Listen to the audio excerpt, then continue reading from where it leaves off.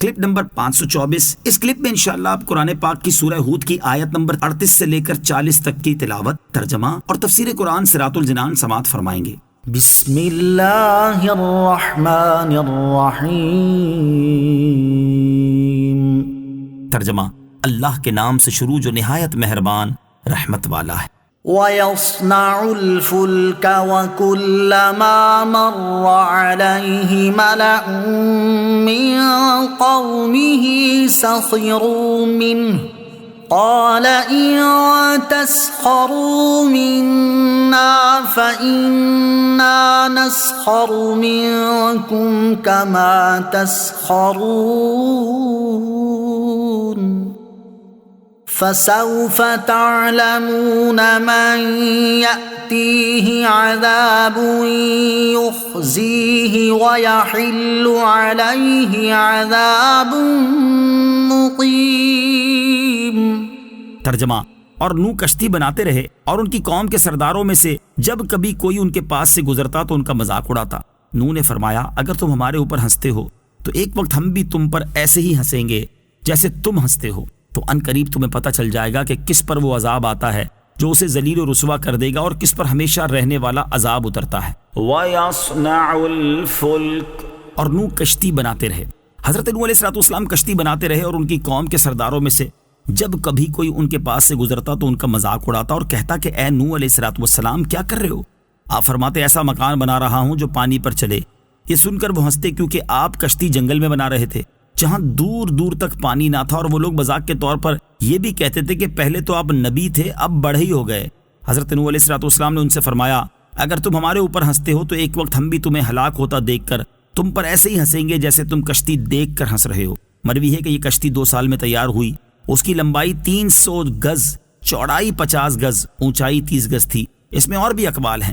اس کشتی میں 3 درجے بنائے گئے تھے۔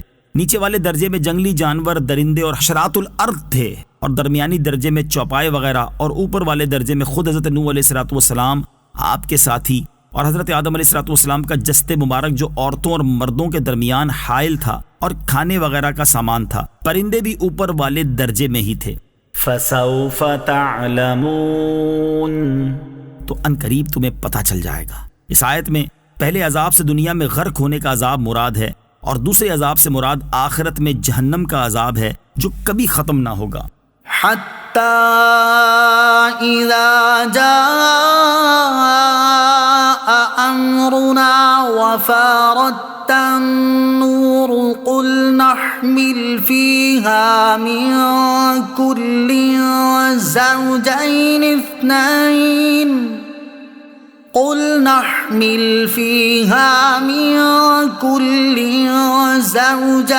اثْنَيْنِ وَأَهْلَكَ إِلَّا مَن سَبَقَ عَلَيْهِ الْقَوْلُ وَمَا آمَنَ مَعَهُ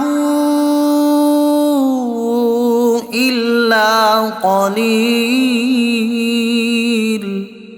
ترجمہ، یہاں تک کہ جب ہمارا حکم آ گیا اور تنور ابلنے لگا تو ہم نے فرمایا، ہر جنس میں سے نر اور مادہ کا ایک جوڑا، اور جن پر عذاب کی بات پہلے طے ہو چکی ہے ان کے سوا اپنے گھر والوں کو اور اہل ایمان کو کشتی میں سوار کر لو، اور ان کے ساتھ تھوڑے لوگ ہی ایمان لائے تھے۔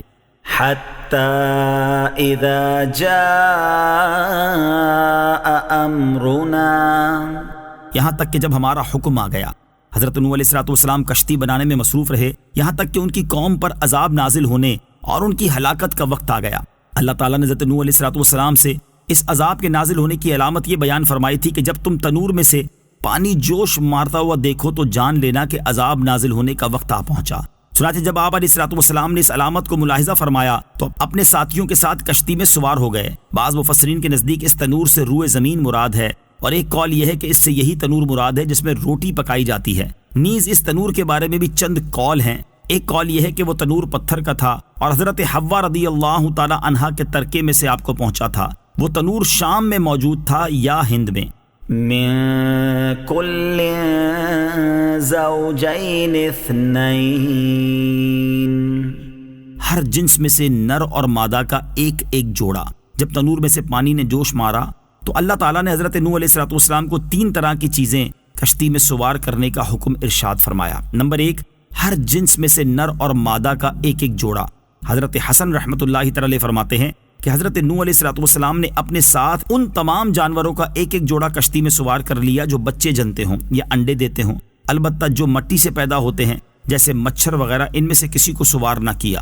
جانور آپ علیہ السلام کے پاس آتے تھے اور آپ علیہ السلام کا دایاں ہاتھ نر پر اور بایاں ہاتھ مادہ پر پڑتا تھا اور آپ علیہ السلام سوار کرتے جاتے تھے۔ بعض بزرگوں سے مروی ہے کہ سانپ اور بچھو نے حضرت نوح علیہ السلام کی بارگاہ میں حاضر ہو کر عرض کی کہ ہمیں بھی اپنے ساتھ سوار کر لیں۔ حضرت نوح علیہ السلام نے ان سے فرمایا، تمہاری وجہ سے ہم کہیں مصیبت کا شکار نہ ہو جائیں، اس لیے میں تمہیں سوار نہیں کروں گا۔ انہوں نے عرض کیا، آپ ہمیں سوار کر لیں، ہم آپ کو اس بات کی ضمانت دیتے ہیں کہ جو آپ کا ذکر کرے گا ہم اسے کوئی نقصان نہ پہنچائیں گے، لہذا جسے سانپ اور بچھو سے نقصان پہنچنے کا خوف ہو تو وہ یہ آیت پڑھ لے، سلام علی نوح فی العالمین۔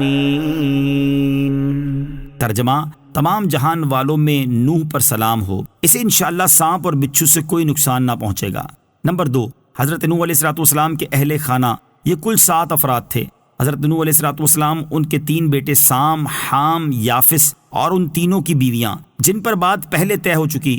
ان سے مراد حضرت نوح علیہ السلام کی بیوی وائلہ ہے جو ایمان نہ لائی تھی، اور آپ علیہ السلام کا بیٹا کنعان ہے۔ اللہ تعالیٰ نے ان کی ہلاکت کا بھی فیصلہ فرما دیا۔ نمبر 3، وہ لوگ جو حضرت نوح علیہ السلام پر ایمان لائے، یہ کل 80 افراد تھے۔ ان کی تعداد کے بارے میں اور بھی اقوال ہیں، صحیح تعداد اللہ تعالیٰ ہی جانتا ہے، کیونکہ ان کی تعداد کسی صحیح حدیث میں وارد نہیں۔